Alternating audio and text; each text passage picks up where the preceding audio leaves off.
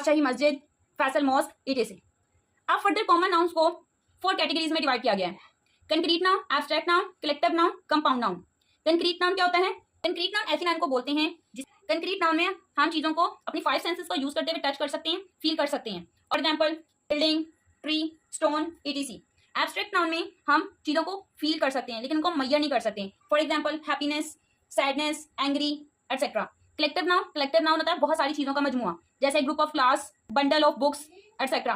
Compound noun का मतलब होता है 2 वर्ड्स का आपस में ग्रुप बना देना।